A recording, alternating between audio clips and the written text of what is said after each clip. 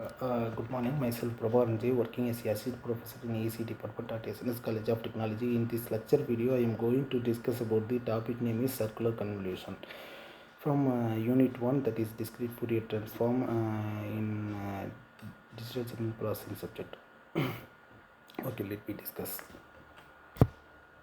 Yeah, circular convolution is a type of convolution operation commonly used in signal processing, particularly when dealing with periodic or cyclic signals. Unlike a linear convolution, which operates on finite length sequences, circular convolution assumes that the input signals are periodic and output wrap around the at the boundaries. This means that the end of the sequence connect back to the beginning, forming a circular arrangement. The circular convolution of two sequences x of n and h of n. Circular extension. If the sequences are not already periodic, they are extended to become periodic by repeating them infinitely, and for each sample small n, that is small n, each sample represented as a small n, the circular convolution compute the sum of the product of the corresponding samples of x of n and h of n, considering the circular wrapping. The product or summed overall possible values of m within the range of sequence length m. The circular convolution often used in applications such as digital filtering and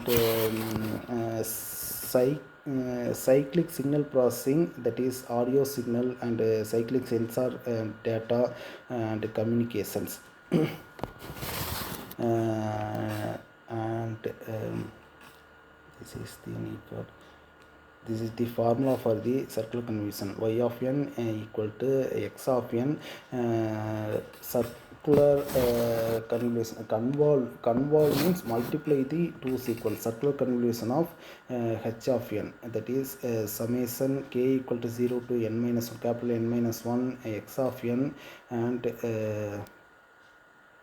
h of n minus k. And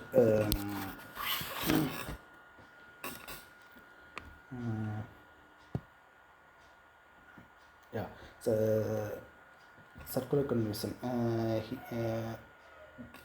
There are two types, that is concentric circle method, and other one is matrix multiplication method.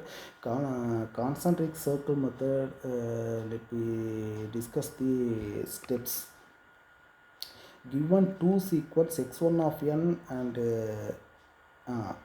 x1 of n and x2 of n, the circular convolution of these two sequences, that is x3 of n equal to x1 of n, circular convolution of x2 of n, can be found by using the following steps. Let me discuss.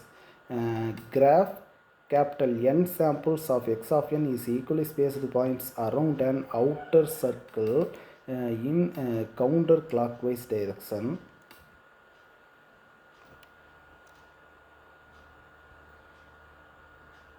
See,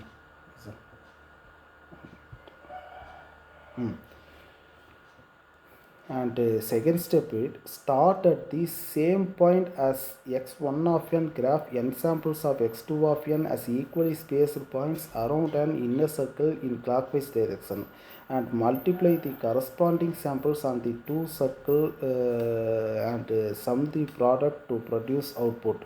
And another step, it rotate the inner circle one sample at a time in counterclockwise direction, and go to step 3 to obtain the next value of output, and repeat the step number 4 until the inner circle first sample lines up with the first sample or the exterior circle once again. See, This is the example of circular convolution. Compute the circular convolution using time domain approach for the following sequence x1 of n and x2 of n.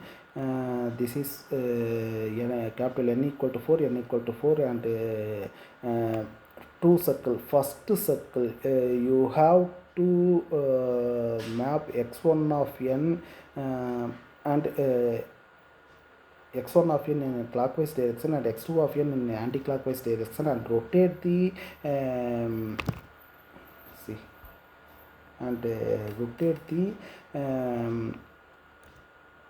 circle in anti-clockwise direction in one step, and multiply the samples and add all those multiplication. That is first 0, and rotate step by step, and same thing will happen. Finally we get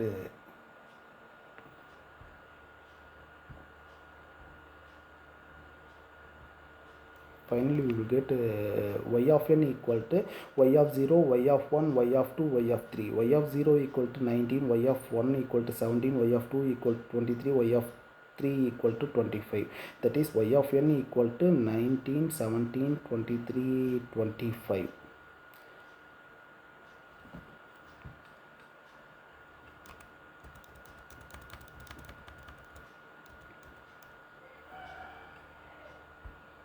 And matrix and second thing is matrix multiplication. In this method, the circular convolution of two sequences, that is x1 of n and x2 of n, can be obtained by representing the sequences in matrix form. The sequence x2 of n repeated via circular shift of samples and represented in n cross n matrix form. The sequence x2 of n represented as column matrix. The multiplication of these two matrices gives the sequences of x3 of n, that is output, that is y of n.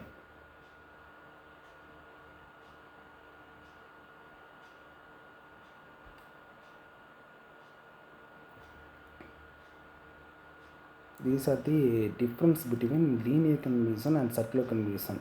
In case of convolution, two signal sequences, input sequence signal x of n and impulse response h of n given by the same system output y of n is calculated, whereas circular convolution, multiplication of two DFTs is called as circular convolution.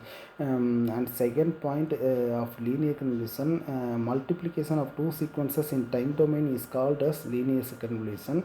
Multiplication of two sequences in frequency domain is called as circular convolution.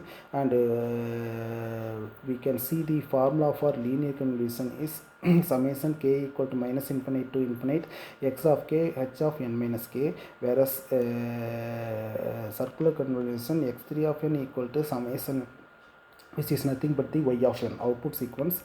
Y of n equal to summation m equal to 0 to n minus 1 x1 of n, x2 of n minus m. This is the difference between linear convolution and circular convolution. Okay, if you have any doubt, you can ask through the comment. Okay, we will meet in next video. Thank you.